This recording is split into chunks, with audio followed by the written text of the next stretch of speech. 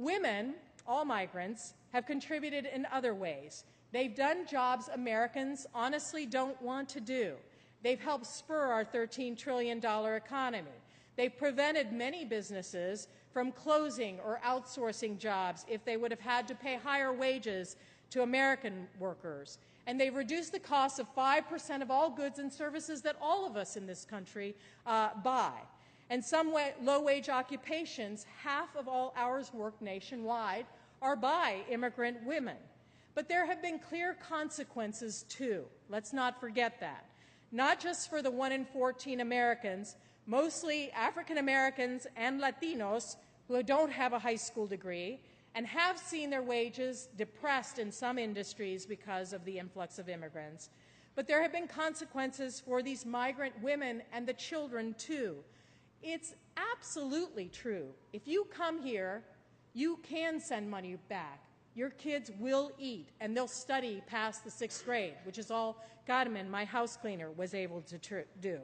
But it's also true that after years apart, and a study here at Harvard showed that 85% of children are separated from a parent in the process of coming to the United States, you know, there's a little honeymoon, and then it all goes south because these kids resent and walk up to the line of hating their mothers for leaving them for 10 years. They feel abandoned by their moms.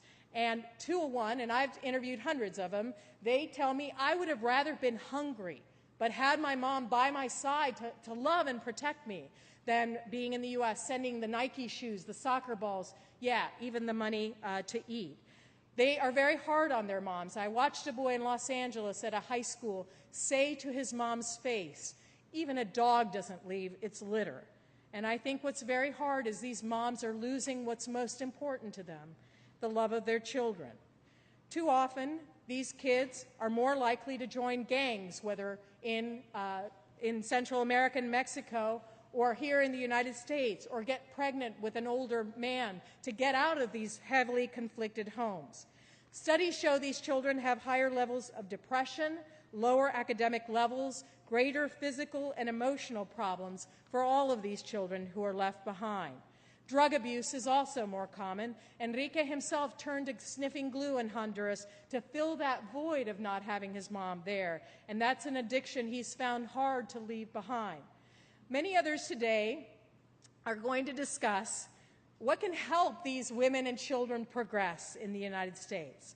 I just know that for women on these train routes and in Central America and Mexico, they don't see a solution in doing more of the same of what we've done for 3 decades. More guest worker programs, triple-layer walls, and even pathways to citizenship.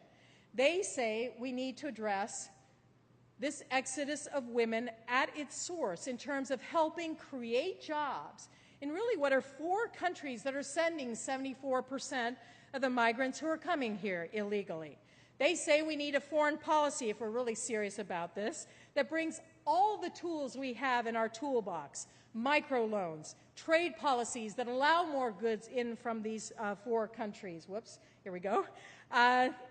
And help in promoting education for girls, promoting family planning in many of these countries. We know that Mexico has done this and reduced the number of children from nearly 7 to 2 in a short amount of time.